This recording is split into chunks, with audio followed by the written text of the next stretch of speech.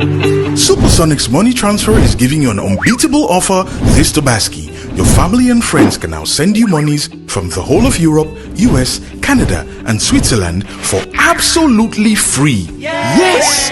This Tobaski, enjoy our safe, fast, reliable, and convenient money transfer service with the largest payout network in the Gambia at zero transfer charges. So your family and friends wouldn't have to worry about transfer charges when sending you monies from Europe, USA, Canada, and Switzerland this Tobaski. Visit the Google Play Store or the Apple Store today to download the Supersonics Money Transfer app and enjoy excellent money transfer services only with Supersonics. Support your own. Tobaski just got better with Supersonics Money Transfer.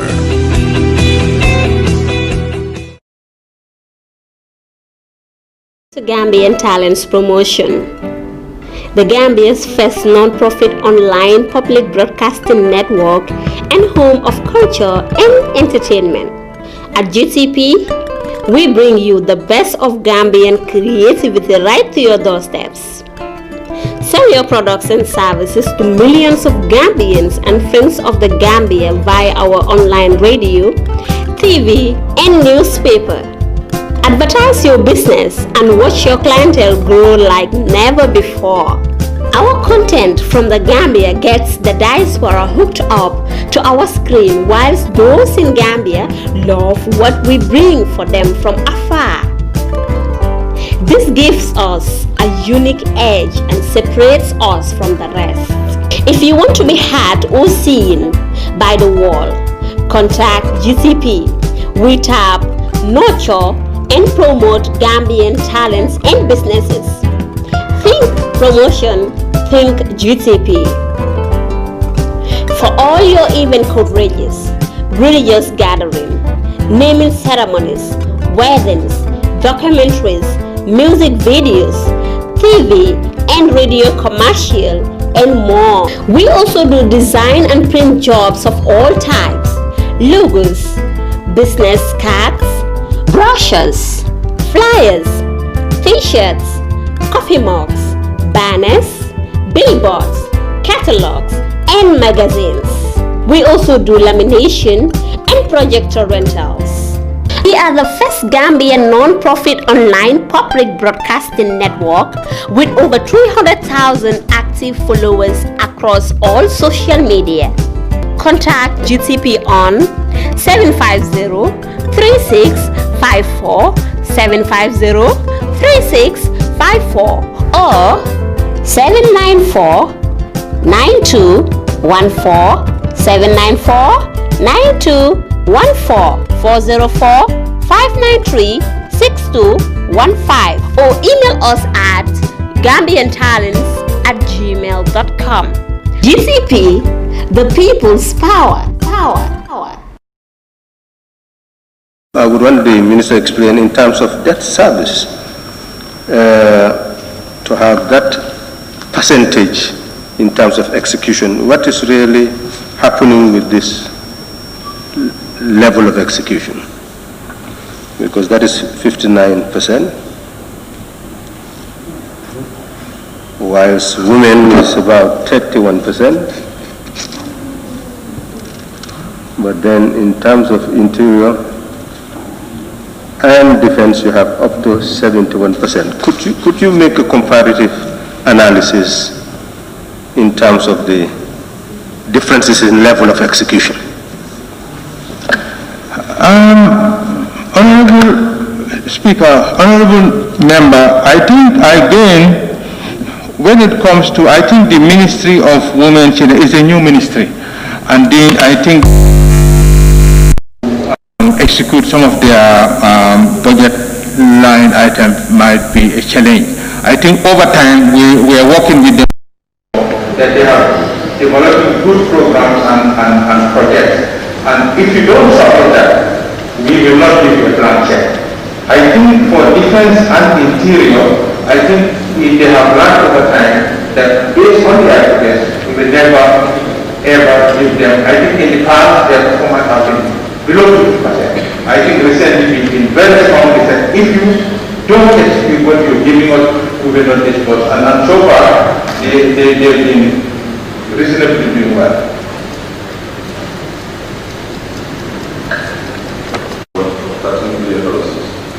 project on KMC garbage disposal trucks that was in direct interest of the public. Honorable Speaker, the KMC garbage truck was a public-private partnership arrangement between KMC and SPAS, and a review of the agreement indicates that the trucks were the properties of SPAS Motors until such a time KMC completes payment, that is 36 months. As such, duty exemption could not be granted under such a scheme. May I? Example, after the payment of this, KMC came back to us and tell us now we have 4 trucks, that these trucks are going to military installations, hospitals, clinics to collect the garbage. That is not a commercial operation, and we make sure that one we are able to wait. We tell them this one are okay. But remember, the day we see a truck that is meant to be collecting garbage from the hospital or military installation, doing a commercial operation, we're going to withdraw that. Until such a time, KMC completes no payment for 6 months, and as such, we will be exempt. So, being on the same item, after they pay SPAS Motors, and the ownership of KMC, the state board is talking about official interventions. Is that what you're trying to say? Without understanding? Yeah, we're talking about future, because if I'm not in the future, it's imported in the name of KMC and confirming that even if it is the public enterprises do pay taxes. But if it's something is a social service, we will grant. But if it is commercial, if you are charging $1, it's classified commercial, you have to pay tax. But future items, if they import it and confirm that these are for social service delivery, then that one is depending on the evaluation by the division responsible for tax, we will be more than willing to give it to them.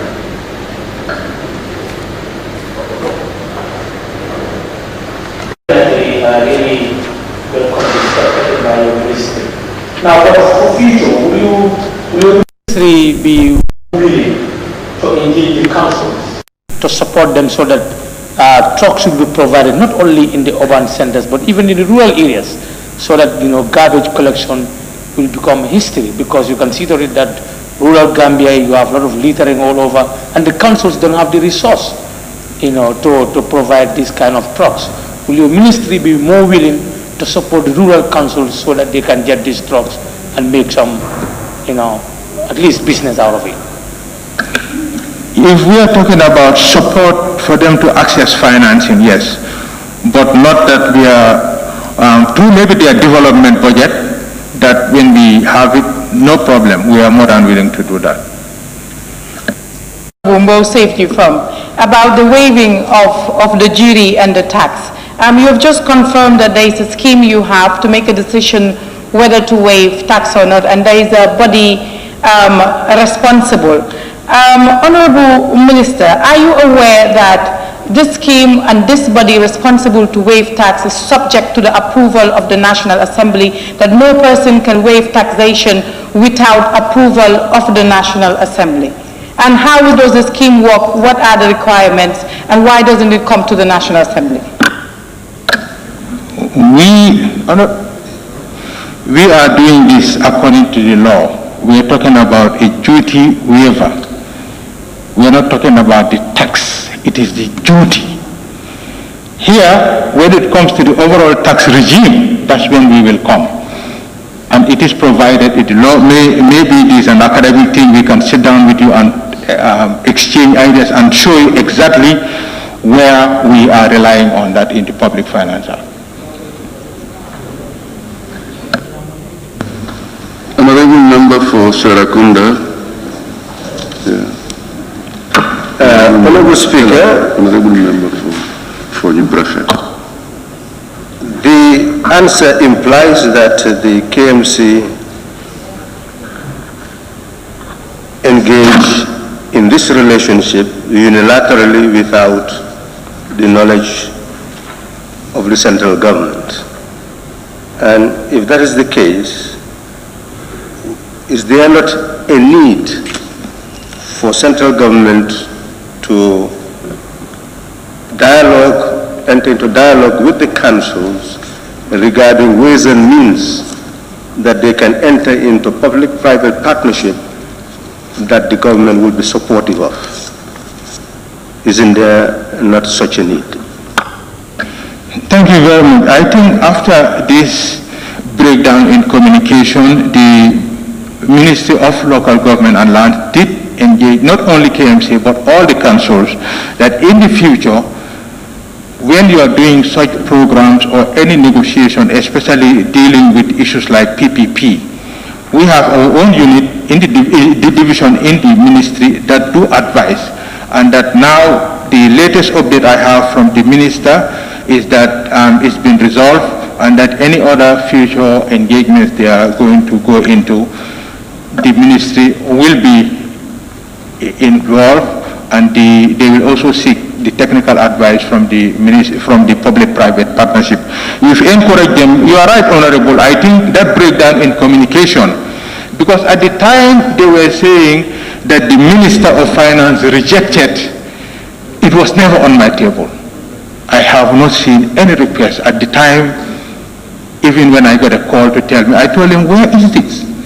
It was at the Ministry of Local Government, because they said that they did not go through the proper procedure, and that breakdown in communication has now been resolved. Do with the funds approved? Thank you very much. I wish to inform the Honorable Member for Serakunda the amount collected since the gateway, the amount collected from the gateway since the borough administration took over is $6.2 million. Let me just explain that there is a period where it was a monopoly. It was done by the private sector, and it was like a PPP. That's where we recorded the 6.2. A total, then we do the liberalization. That, up to the information I'm giving you on the table was up to March 2018. Then we went to liberalization, where it's both the public and private sector, and a total amount of 117,479,806.03 has been received. This is from September to May. Invoices for June have just been issued, and with payment due by 31st July.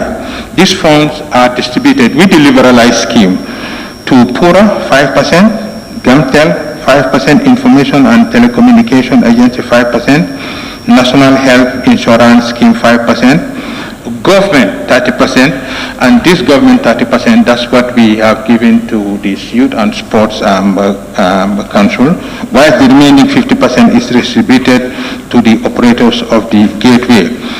Let me just clarify that the entire monies that we have are all lodged at the central bank before even I came. So this new liberalized scheme monitors the entire money that is collected, and this is why it is dollars denominated. Before it was in foreign currency, and the entire money is deposited there in the central bank, and both government, yes, there has been usage on behalf of, there was a blockage a couple of years ago by the finance minister then as and when GAMTEL requests or there is a need, that's how the disbursements was made. But as of now, it's a liberalized scheme, and this is the distribution, and so far, this is the amount that is collected, and PURA, the Public Utility Regulatory Authority, they are the one taking the lead right now. They will collect and disperse. Honorable Member for Serakunda Of the gateway, who are the operators? The operators are the GSM members within in the Gambia that comprises of AfriCell, QCell, Africell, QCell, Gamstel, Comium, and we also, yes, that's how the 50% is distributed. We can give a much more detailed breakdown on that, and each of them, because that's the distribution, we should be able to give out a more detailed information on that. How the 50% is also distributed. A loan of $25 million,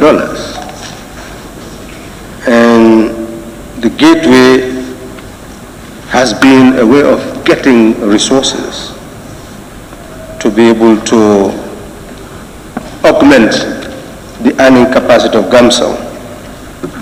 If the gateway is only contributing 5% to Gamtel, don't we really see, Honorable Speaker, the trend towards lack of viability of this public enterprise by virtue of the fact that it is being starved of funds through this means of privatization of the gateway? Honorable Member, I think there was a period, you can see the gap between before liberalization. I think everything was handed over to Gamsel. And I think the executive good intention and goodwill there was to see whether they should be able to match all the revenues that was coming up. But the figures did not convince the executive. The executive was the view, is of the view, that going liberal with the investment, because these operators that we are talking about, they are the ones who invested in the state-of-the-art machinery that will be able to monitor all this incoming costs. It's a state-of-the-art. For the 25 million that was secured for Gamtel, there are revenues that are starting to come. The fiber optic now, Gamtel, they are now linking houses and businesses, and that money is also generating revenue. And that entire money, 100% of that goes to Gamtel.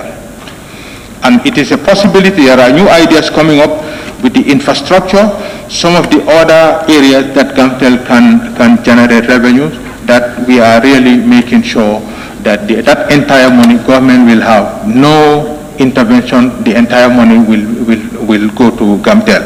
It's about adapting to a very fast changing environment, and that so far what we have seen, they have attempts, they have very good staff there, but then there is a cost benefit analysis.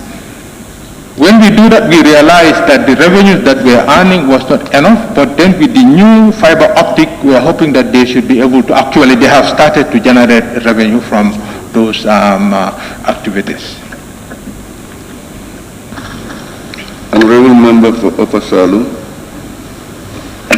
Thank you very much, Honorable Speaker. I think I was one of those that actually supported the liberalization of this gateway.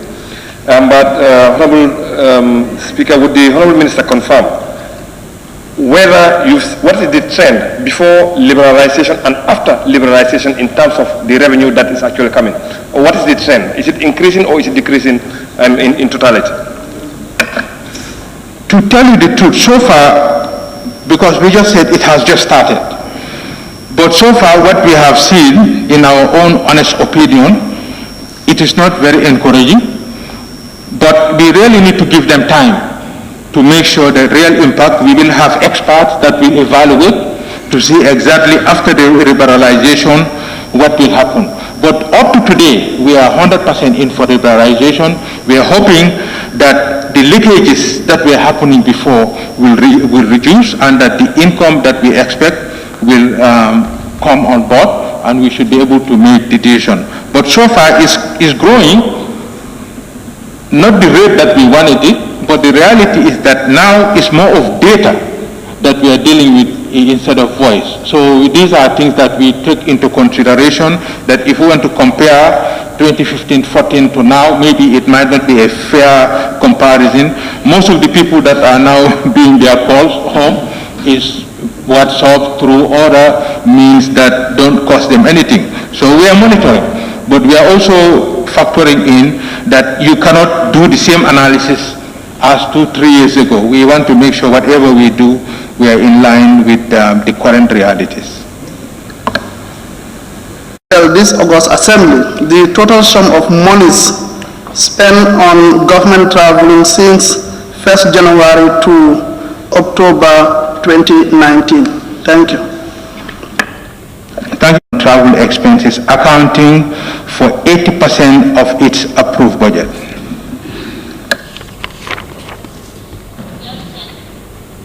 Honorable Member for Nyamina East.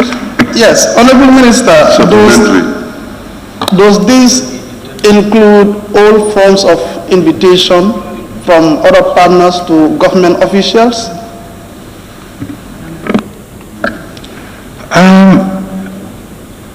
You mean the partners inviting them?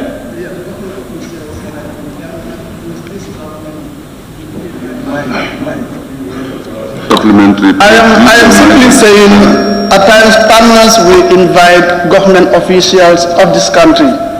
Will those individuals be sponsored or their traveling package paid by the Gambia government or will be paid by the partners? No, it cannot be included because before you go to the Overseas Travel Committee, you must submit that invitation, and the invitation always will tell you, are they paying for the travels, are they paying for the per diem, the hotels? If that is they will just give you the approval, but very clear, without government spending. 2019 by the Deputy Speaker, authorized Honorable Isatou Touray, Member for Jara East, to read my question. Honorable Touray. Thank you, Honorable Speaker.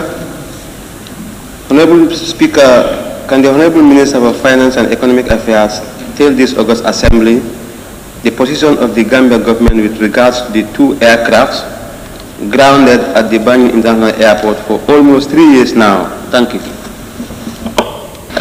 Thank you very much, Honorable Speaker. I want to inform the Deputy Speaker that the 2 airplanes that has already been sold to the tune of $240,000 in May 2018. Moreover, another 3 scrap airplanes were also sold for $500,000 sometimes in 2019.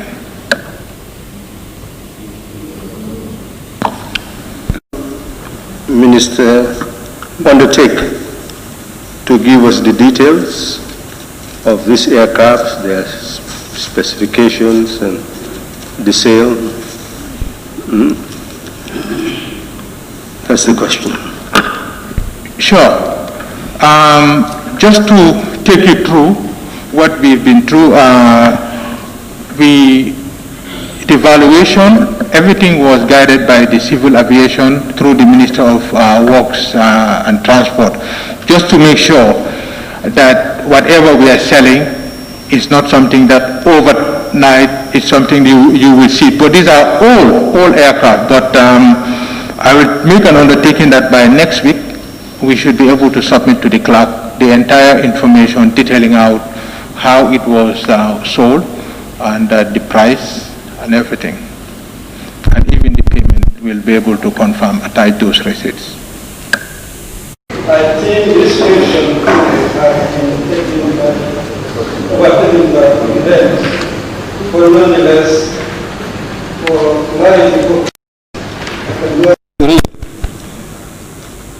Honorable Speaker, the Public Utilities Regulatory Authority, PURA, had issued notice that effective 10 June 2019, the government of the Gambia will introduce new levy for the sport development on the telecommunications, and the levy will be charged as follows: $0.02, that is 2 cents per minute on all international incoming calls into the country, and 50 bottles per minute on all local calls, charge a levy of 1% on airtime purchase. If so, can the Honorable Minister of Finance and Economic Affairs inform this August Assembly the total amount raised since the introduction of the levy and whether the fund generated from the said levy will be judicially utilized for only sport development and how it is managed? Thank you very much, Honorable Speaker. Honorable Member, since the introduction of the new sports levy, a total of $43.6 million has been collected and allocated to the Ministry of Youth and Sports. On the usage of funds, kindly refer this part to the relevant ministry, because we just allocate and it's under the custody of the Accountant General, and based on the request and how they use it, that is directly with them. Supplementary, Honorable Member for Brikama. As I said, it was overtaken by events, and the information given was the levy was supposed to be introduced since 10th June 2019. I could recall during the debate on the budget this was not the case, and I would believe that the introduction did not start at that time. But when actually was the levy introduced? Thank you very much. I think that was among the reasons I said categorically, very clear, it has to be approved by the National Assembly for it to be effective. That time, it was not. That's why it delayed all the way to December to make sure that we go through the proper procedure. So actually, in terms of effectiveness, it's definitely in January 1st. Assembly, the amount of money spent on the last presidential tour. Thank you. Thank you very much. Honorable Speaker, Honorable Member, I wish to inform the Honorable Member from Kiang West Central that a total of $4,791,105 was spent on the last presidential tour. Speaker, I just want to put it to the Honorable Minister. Since, we are running out of course and the economy is not that much strong, do you have any plan to see to it that we cut the costs in terms of these presidential tours? Whether there is possibility to cut the costs? Honorable Speaker, Honorable Member, I have no plans. It's a constitutional requirement and mandate for the President to go on tour. I have no plans. What we ensure is that whatever is requested, not everything, believe me, it's not what you've seen here, that was not the entire amount requested. We negotiate, and believe me, most of the time we cut it down. Yes. No, it's there. It's already there. Yeah. Made a tour of the country in the last year, because my understanding is that it's gone on two tours rather than one. Yes, Honorable Speaker, Honorable Member, yes. The statistics that you have is based on that. I cannot tell you whether it's 2 or 3, but I can verify. But I'm sure you monitor those activities. You said 2, maybe it's 2. I'll have to. But we only do expenditure when that constitutional mandate. We just don't give the President just to go to Serakunda and come back. No, we don't do that. The sitting now suspended to 4:30 for lunch break and prayers. We are giving to Our Excellency the Vice President of the Republic for all our answers.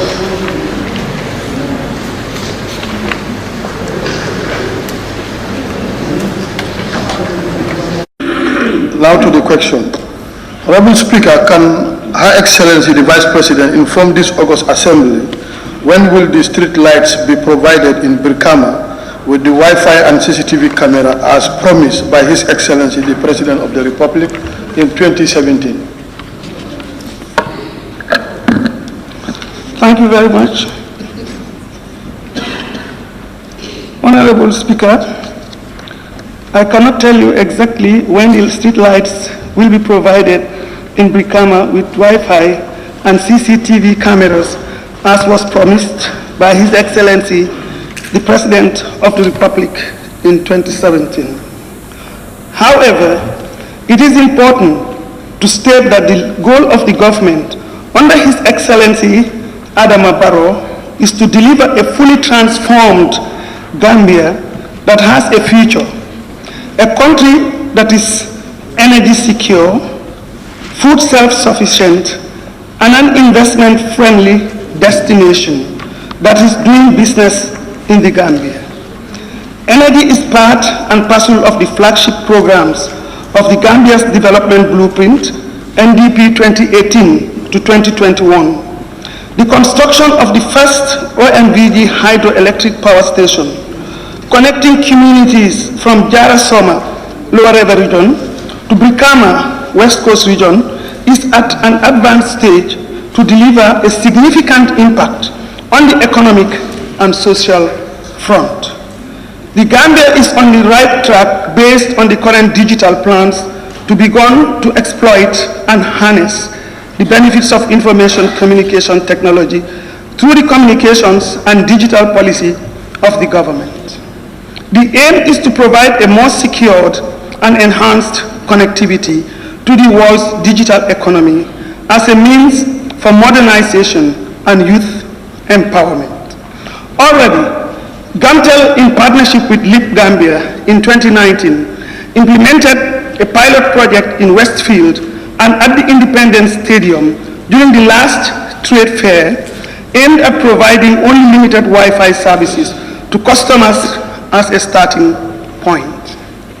Evaluation of this project has demonstrated that it will be feasible to scale it up in Brikama and other targeted sites sooner than later. Government is still committed to its plans to help boost security and cut down on crime rates by improving the surveillance capacity of our security services while providing affordable and easy internet access. Thank you. You made it clear that you cannot state the time when this street light will be provided. But is it possible for the street lights to come in the absence of Wi-Fi and CCTV camera in the soonest possible time? I think the presentation is not giving you any timeline at the moment, because if you look at what is going on right now, there are a lot of this is about processes. It's not like you just pick the pole and pin it there and get the lights on. There have been assessments have undergone. You have seen also that there is a lot of effort being done. You have seen the poles lying down there. You have seen other things. So it's the processes and the procedures that are being followed that we cannot give you immediately that this is this date that it will be ready. But the process is on, and I think is quite evident by the things you have seen lying down as part of the ingredients for the process. Honorable Member for Brikama South. Yes. Second supplementary. Her Excellency, the emphasis... Any other honorable member who wants to supplementary? You take note? Yeah. Her Excellency, the emphasis is laid on the street light here. And if I can vividly remember, this promise was done in 2017 in your presence during the Meet the People tour. And this has raised an expectation. But interestingly, we are almost at the tail end. We are going towards the end of the term of this government, probably in 2021. But can you guarantee us whether before the end of 2021, we'll see the street lights in Brikama? The process is going on, and we are doing everything to make sure that it is available. It is a duty, a commitment undertaken by His Excellency, and you have seen it has been done for different communities in different regions, and we are seeing these things coming. It will definitely happen. That's all I want to tell you.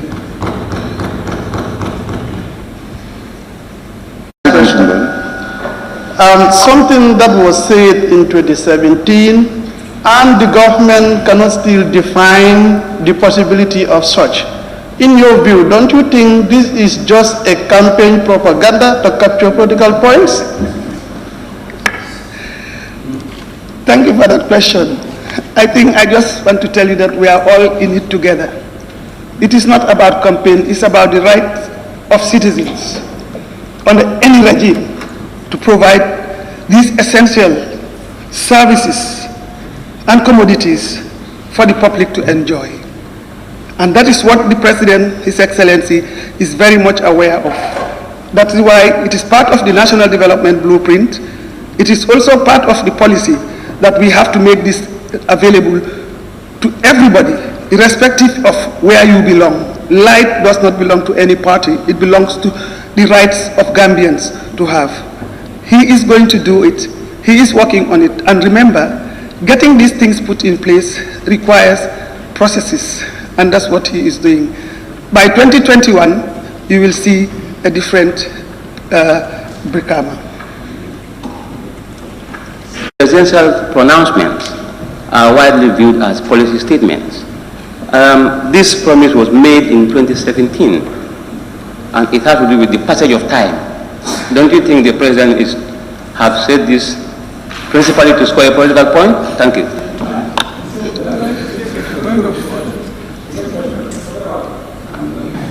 Is going to come to Brikama, consider Airport Johnson, Koba Yundum and Busumbara. Thank you very much. Thank you very much. Yes. Thank you. Thank you. Honorable Member for Busumbala, is that a suggestion or supplementary? Or a statement? Yes, it's a statement for them to consider. That is not allowed. You are not allowed to make statement, but supplementary question. With due respect, Speaker, thank you very much. Speaker, street lights will come sooner. But would that intention be backed with a sustainability plan? Because street lights, from experience, has created a lot of burden on the councils and NAWEC, and that they ended up being unsustainable, and a lot of them could not function as expected. Would this plan to bring them include any sustainability plan? Thank you very much. I am very sure that those that are responsible, the technical people, those who are responsible for bringing in that have considered all those things within the plan.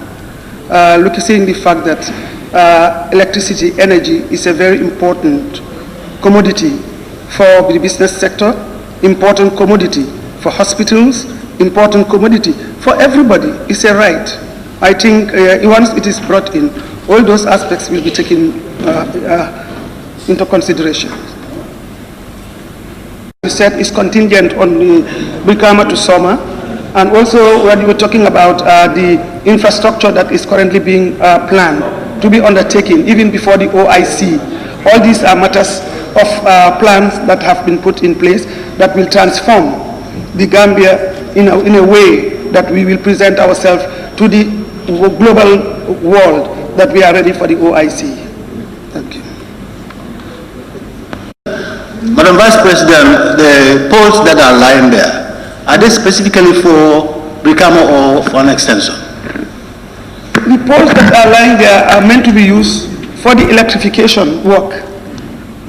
Remember, when you have commodities, you have to look for places to store.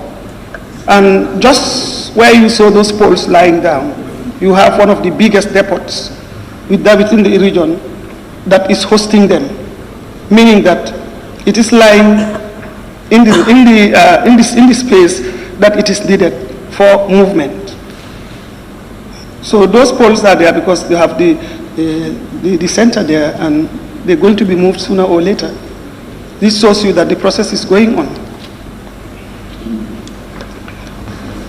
Sugar and oil dispatched to the regions were 236,269 50 kg bags, 237, 189, 50 kg bags, and 71,416.5 20-liter gallons, respectively. On the distribution to the beneficiaries, a total of 194,292.5 50 kg bags of rice, 194, 292.5 50 kg bags of sugar, and 151,105.5 10-liter gallons of oil were distributed. A total 163,603 households, that's 80%, as registered in the database hosted at the National Disaster Management Agency. A balance of 41,537.5 50 kilogram bags of rice, 42,896.5 50 kilogram bags of sugar, and 8,582.5 10 liters gallon of oil are yet to be dispatched.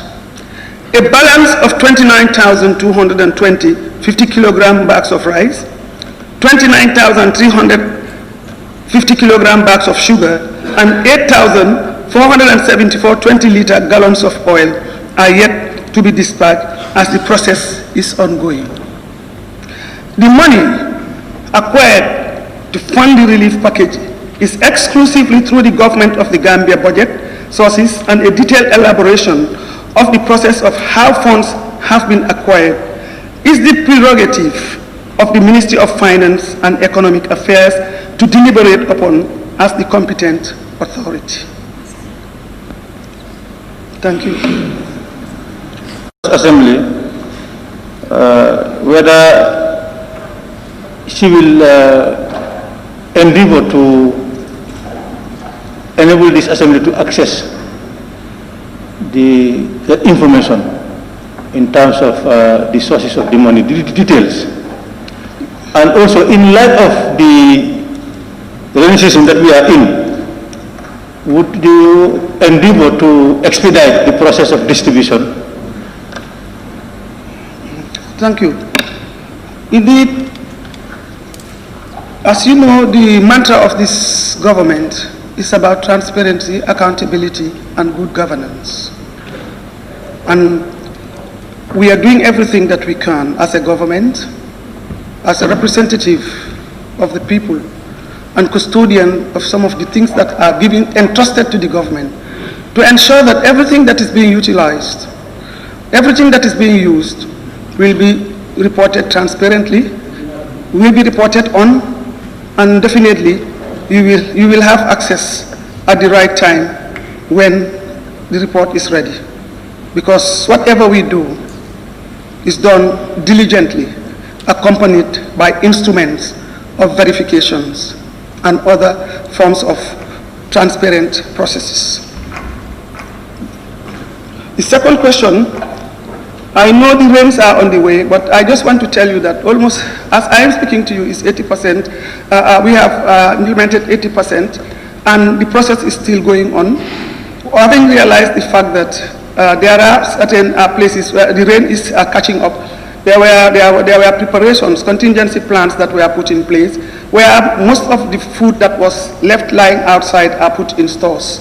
They are removed from all the areas that their vulnerability might be affected to a better place, and we are not even wasting time. As I am speaking to you right now, those areas that are left to be given was a matter of movement. As you know, this is one of the biggest humanitarian support that the Gambia has ever in its history received, and therefore the logistics is quite huge.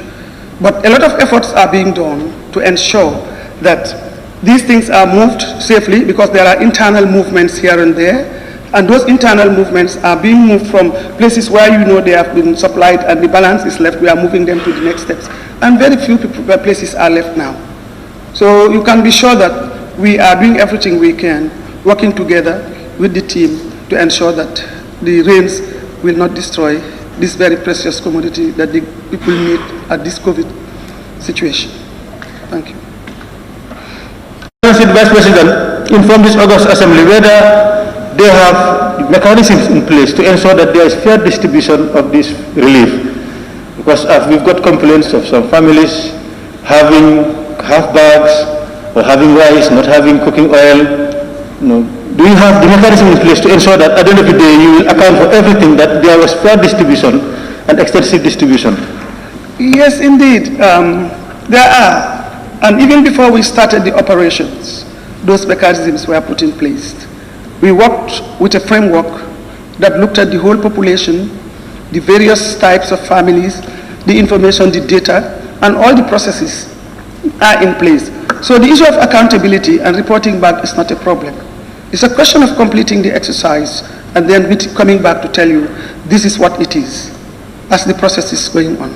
But definitely the mechanisms are there. I have a concern. As the distribution is continuing, some of the villages in my area don't have rice totally. That is Jingwala Mustafa, Jingwala Manga, Madinanjai, Palol, Fula, and Jara Samba. And basically, some of the villages like Jingwala, just last rain, there are some rain which have demolished some of their compounds. And maybe they are having their coupons, and those coupons will be even lost. So how soon will you try to distribute this rice and other commodities to those various villages? And in Kuntal ward, only Sukuta has oil. Apart from that, the whole of Kuntal, which is Kuntal, which is about 86 villages, they don't have oil. Yeah, Sukuta. Yes, they have oil, but the other rest of the other villages don't have oil, like Kuntal ward, which is about 86 villages. Okay. As I'm speaking to you right now, I think the matter was brought to the attention of the NDMA. I think you did that or somebody. You did it. I did. Yes, and apparently it was not that they did not get their coupons. They gave them coupons. Yes. And you are saying that the vagaries of the weather have resulted in them losing. So the fact that you've called their attention, the systems we have in place will be able to trace it, and they will have access, they will get it. It was not those were not the only communities. There were quite a number of them. But as I said, there are internal movements going here and there. And those movements, you have to put all together. Now, when you come to Sukuta, the oil was the commodity that was scarce, and we could not assemble all of them together because we had to get people to bring them. And with the closure of some of the borders and all these things, it slowed down the process. Now there is oil. Oil is being pushed. It's not only in your area. All the areas that did not receive oil are now currently being received. That's why we are up to 80%. If not, we would have said we are almost 95 or 100%. So it is noted. We are following on it. And as I am talking right now, there are areas that are receiving all these supplies, and movements of oil is going to different regions. So it is going to be noted and emphasized more. We will follow it up. Going to be the fate of those villages in Lower Fladu West who don't still have their ration at all, like Boiram, Joben, Dasilami, etc., etc. Thank you. Yes, stock movement is in progress, although there are challenges, but we have agreed the formula is very clear. All those villages, those households are going to get, all those villages will be covered. And at the moment, last week, Saturday, we had the whole team sitting down to assess where do we have the gaps, because as we move, like I told you earlier, this is one of the biggest humanitarian response that we are giving. And we are reaching out to 100% of the rural communities. Means that we are facing challenges. But 80% is already accessed, so the remaining will be done. It's in progress and it will be taken note of. Thank you. So many issues on this distribution. Some will go and queue, starting from 1 a.m. They will not get it the next day. So that's a problem. I want to ask, wouldn't it be better, or wouldn't you prefer, next time if you want to do a humanitarian distribution like this, to do cash transfer rather than the equipment? If a family is going to have a bag of rice, bag of sugar, or drum of oil, you convert that into money and then send to the person's account to get it there, then to avoid all these issues. Thus, wouldn't it be better to go in for cash transfer than item transfer? Thank you very much. Thank you very much. I think that's a very good question. Yeah. An observation. I think you are saying, you seem to be putting the Gambian population as a homogeneous body, where everybody has an account, where everybody opens a bank account, and that automatically when I want to pay you something, I should put it there. It's not so. I stand to be corrected. The Gambian society, looking at the experiences that we have seen around, It's not homogeneous. And both the questions that you have raised, the government has brought in both cash, because there is cash transfer that is being done now in response to COVID, supporting the government. There is also the humanitarian dimension, which is food, sugar, and oil, which is very much appreciated. They are benefiting at all levels, and we pray to the Lord Almighty that we do not have another COVID in our lifetime or even after that. We are doing this because we are all caught up globally in an unexpected situation, a very sad situation. Let's not pray that it will be, and that is the reason why this government is giving everything it can and mobilizing, organizing to ensure that everything that is possible, the population will benefit in different ways. It's not only money, but everything that you think about. Distribution. But it is a well-known fact. One does not have to be told what is happening in the society by anyone, because we knew very well what is happening there.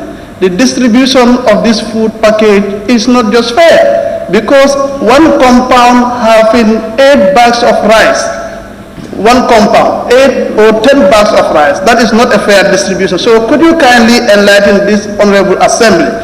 What yardstick were you using to collect the data, and those who were involved in the data collection?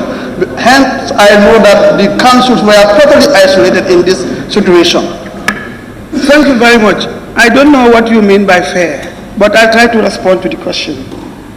Would you compare a family that is having the wife, the husband, and their 2 kids to a family with 30 siblings? Number one. Number two, the ratio that was used for the distribution is quite fair and scientific. Because if I have 10 children and you have, for example, have 1 child, I cannot be the same with you. Our needs, our supplies can never be the same. So what you mean by fair is, I don't understand, but we have been following a procedure that responds and resonates with the formula that we have applied. We try to target everybody according to your size of your household.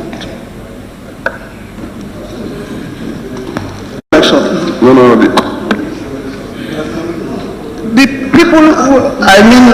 people who were involved in the data collection, hence we know that the councils were totally isolated. And what I mean by fair here, in a village, fair to me. In a village, Honorable Vice President, in a village, others. Honorable Member for Nyamina East, please. The Vice President is seeking clarification. No, please, I think we stop there. Then let her answer my second part of the question. No, Honorable Member Nyamina East, let's stop there. I am saying those who were involved in yes, but I overrule, please. This parliament in the near future, for the diasporan to be represented in the parliament, because we have seen it in Senegal where you have parliamentarians who represent the diaspora. Since we are talking of for them to vote, they can also have right to be voted to be voted for. Thank you very much. It's a very important question, but like I told you, this is a very novel idea in this democracy. And like I told you, it is under the purview of the IEC. Everything has to be in place. We have to put all the mechanisms in place and all the other things. And this government, as a matter of fact, is aware of that. It's a process, it's a procedure, and we must get it right. So everything that we may want to ask, maybe when things have happened, but it's a process and the process is going on. Thank you. Questions provided by the members of the National Assembly. Thank you very much, Your Excellency the Vice President. Thank you. Please. Thank you. Public Service Pensions Bill 2020 by Her Excellency the Vice President. This was written. Honorable members may recall that the Public Service Pension Bill 2020 was tabled by Her Excellency the Vice President on Monday the 6th July 2020 and it was seconded. However, the objects and the reasons if the bill was missing and the debate was suspended pending on the submission of the missing part. This was submitted and circulated to all honorable members for records, and I would now invite Her Excellency the Vice President just to read the said objects and the reasons of the bill. Thereafter, we will continue on the debate on the general merit and the principle of the bill. Honorable Vice President, please. Honorable Speaker, I herewith read the objects and reasons of the bill, Public Service Pensions Bill 2020. This bill seeks to achieve the cardinal principles of a highly motivated and performing civil service. As part of the Civil Service Reform Program 2018 to 2027, the Personnel Administration Regulations, rules and procedures must be in accordance with good and standard practices. In addition, as attraction, retention, and attrition of highly trained and professionalized personnel is critical to the effective and efficient performance of the civil service, the bill seeks to address these long-standing issues in the civil service. It is thus expected to promote effective service delivery across government through the motivation and retention of skilled and professional staff. Government, cognizant of the fact that in as much as it must provide decent pay for all public servants, it is equally important to guarantee a decent livelihood for retirees at the end of their active service. This is a key motivational factor for people to stay on their jobs and contribute effectively to any role they are assigned to carry out. The bill seeks to centralize the pension administration with a view to making the process of pension and gratuity payment less cumbersome as it is currently the case. The bill will repeal the 1950 Pensions Act and will introduce a contributory pension scheme as opposed to the current non-contributory scheme, thus addressing a number of limitations of the current Pensions Act 1950. Thus, the bill seeks to introduce a new procedure for the management, administration, and processing of retirement benefits to ensure not only the improvement of pension entitlements, but also the efficiency of the process of pension payment. Thank you. Clause 67(1) in bracket of the standing order. I will now open the floor for debate on the general merit and the principle of the bill. Any honorable member who wishes to take part in the debate may do so by raising your constituency tag. Observe.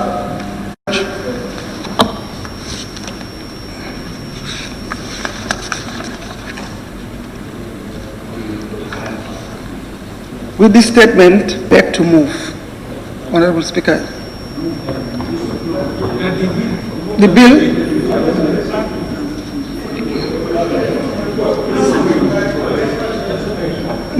The incorporation of the object in the bill. I move that the incorporation of the object and reasons of the bill be incorporated. Thank you. In the bill. Yes, thank you.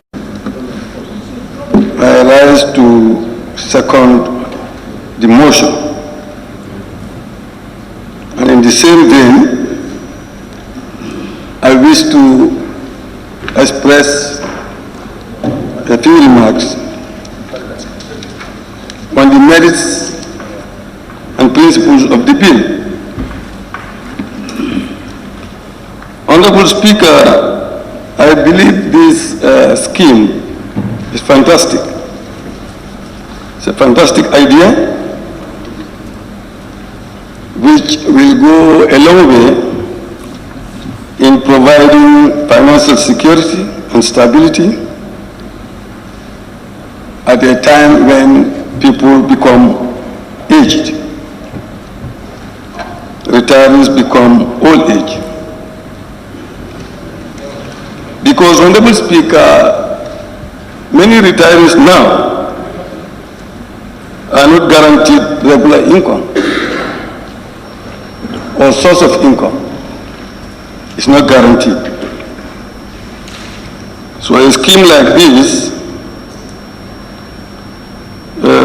will be very helpful to people who are retired. Because, Honorable Speaker, without this type of scheme, the life of retirees can be compromised, especially the standard of life or standard of living of the retirees can be greatly compromised as they get older and older. Honorable Speaker, I also believe that the scheme will provide opportunity and chance to increase the savings of retirees so that at the end of their retirement, they'll be able to have at least substantial sum to take care of their